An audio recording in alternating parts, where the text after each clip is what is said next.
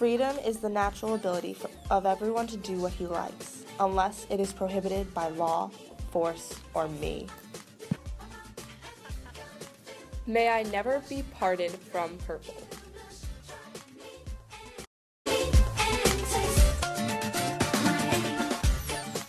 Welcome to the reunion episode of The Real Emperors of the Ancient World. Last time we were together, we got to take a look at Qin Shi Huangdi and Augustus Caesar.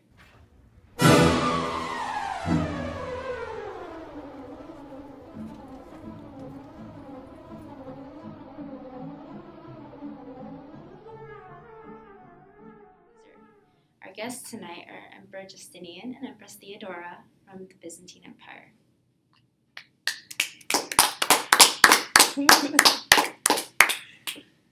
Hello, I'm Emperor Justinian, and this is my wife, Theodora.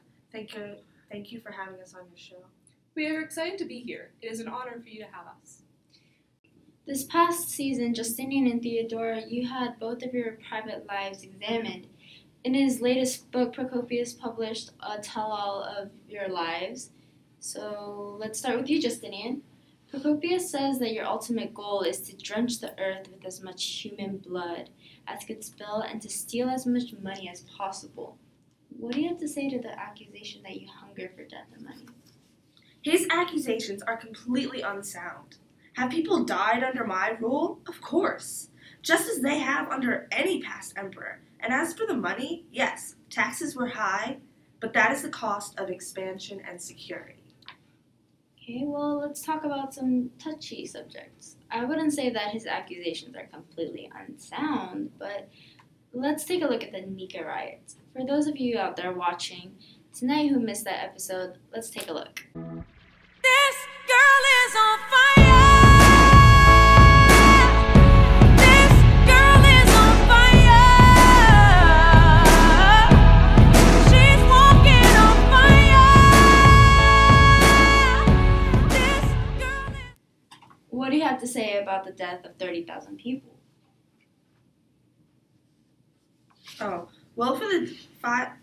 For 5 days, many citizens in Constantinople, mostly the gangs of the Blues and Greens, rioted through the city, burning down buildings and killing hundreds. They destroyed more than half of the city and tried to overthrow my power. For these reasons, I believe what I did was justified, as it was necessary to assert my power and save Constantinople. For actions like this, Procopius has called me demonic. But I would rather be a demon and have a safe and strong empire than be a coward and a pushover. And plus, everything that Procopius has said against me and my wife should be taken with a grain of salt. He was obviously not a fan of our rule or of our characters, and his secret history makes this clear as his writing tries to take stabs at our honor. Justinian's actions were completely necessary. Our rule was under threat, and I was not about to leave all that we had accomplished behind and hide out for the rest of our days, so I completely support Justinian in doing what he needed to in order to ensure our safety and that of our rule. I also agree what my husband says about Procopius. How can we believe a man who wrote that my mother was impregnated by a demon? How is it accurate to believe that I am a half-demon? That does sound a bit absurd, but your violent actions were a cause for concern. Did anything positive besides your purported safety arise from the Nika riot? Well, we got to stay in power, and Justinian built and expanded our city, making it even more incredible than it was before. Yes, we rebuilt much of the city, most notably the Hagia Sophia, which was completely burned down amidst the riots. Except the new version was an unprecedented architectural feat. It was amazingly completed in only 6 years, and it holds the largest dome ever created. It's the crown jewel of our empire. And back to the taxes that you mentioned before, Procopius claims that even though you paid the Huns inconceivable amounts of money, they still raided and plundered your kingdom. He goes so far as to say that in giving them money, you gave them a taste of the riches in your empire, giving them even more of an incentive to act. So what do you have to say to that? I don't believe that I gave them any sort of incentive to attack. My sole reason for paying the Huns was to ensure safety within my empire.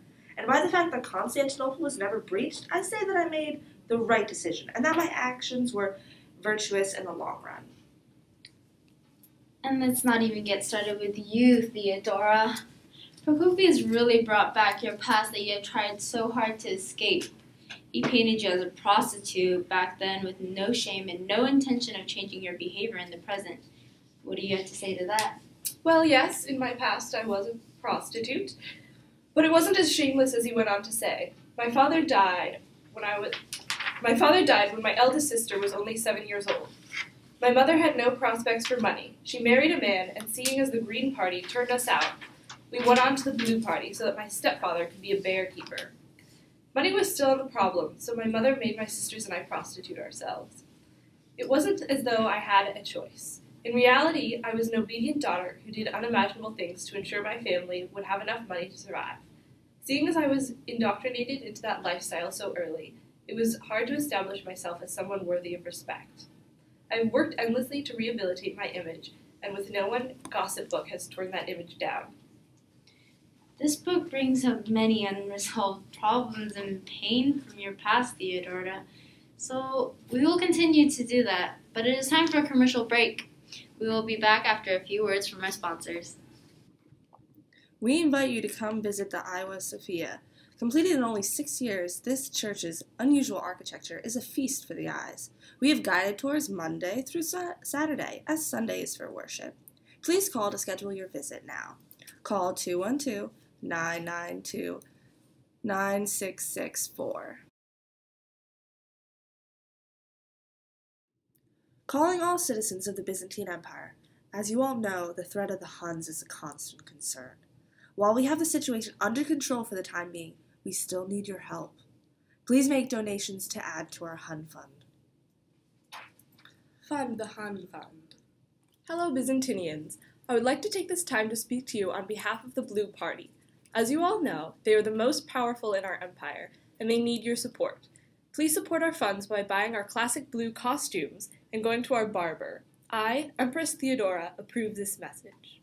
New recreational opportunities in the empire. Come climb the city walls and appreciate our panoramic views.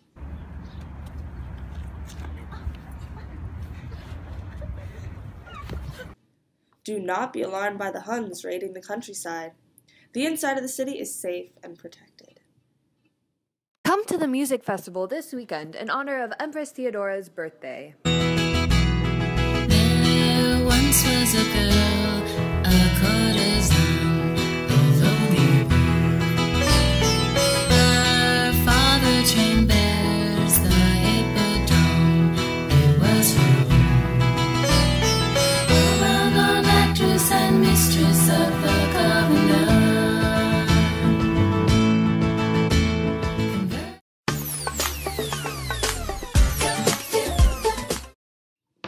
And we're back. For those of you just tuning in now, this is the reunion episode of the Real Emperors of the Ancient World. We're back with Justinian and Theodora.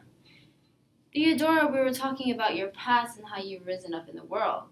You've previously stated that you didn't want to be a prostitute, but that you were forced by your own mother. Is there anything you wish you could have access to help you out? Some other alternative? Well, I've had a lot of time to think about that. As you all know, I established a convent for ex-prostitutes to have a safe place to rehabilitate themselves.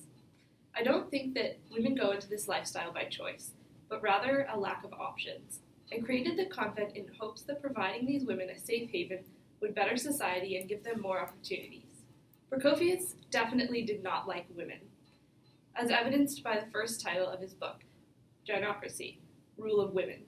He essentially talks poorly about every single woman he mentions. Look at Antonina. He thinks that women were participating in any form when it comes to government, etc. Leads to the downfall of the empire. I think that my championing women's rights has definitely put me on Procopius's bad side. He didn't like the convent, and I'm sure he didn't like the inheritance law. I see where you're coming from, Theodora, but you're not the only one with humble beginnings. Justinian, Procopius definitely refers to your past in his book as well. Yes, I've never tried to hide my past. It's true that I helped my uncle during his rule. My uncle, although well-meaning and wise, was not educated, and therefore could not fully complete all the tasks associated with being an emperor. So seeing as I am literate and well-educated, I helped him. Through this experience, I gained insight and knowledge about what it takes to be a good emperor, and have definitely implemented that in my own rule. I am not from Constantinople, as he noted, but I am loyal and fit for my position. But that is not all he says about your past. As I said, I'm not from Constantinople. I do come from a farming village in the Balkans. I was a peasant, but coming from humble beginnings and rising to power is not something to be ashamed of. Actually, in modern times, I've been told this notion has become quite popular. Something about the American myth? Very true, Justinian. So let's go back to your ruling methods. You definitely had experience during your uncle Justin's rule. Do you think that attributed to your need to manage everything as you had to during your uncle's rule? Procopius thinks that I'm a micromanager, and I don't really see the problem with that. I think he tries to make me seem bad for being involved and aware of all of the happenings in my empire, whereas past emperors have simply delegated their responsibilities to others. I think this shows how much of a caring ruler I am, and how dedicated I am to my people, rather than a tyrant. I doubt anyone would say that you're an undedicated ruler. Procopius also states that you guys only pretend to disagree on political matters for public image, as he asserts that you guys simply pretend to, quote, so as to prevent your subjects from agreeing among themselves to rise up against you. Quote. It is no secret that I am a fan of the Blues. They accepted us when my father died, and the Greens put in a new bearkeeper, causing my family to seek new employment. We interrupt this program to bring you important safety information. Random killings on the streets of Constantinople. Guard yourselves. Do not wear valuable clothing and implement the buddy system. The Blues are on the loose. I'm also grateful to the Blues for all that they did for Theodora's family, but I do support the Greens as well. Doesn't that make you kind of two-faced? I don't think so. I think that it's good to be supportive of as many people possible. I know that might be unpopular, but the Greens are important to our society, and I like to help them out as much as I can. Well, it looks like we are running out of time for tonight's episode. I hope to see you all next time with our new emperors. Thank you! I'm so fancy. You already know I'm in the fast lane. From LA to Tokyo, I'm so fancy.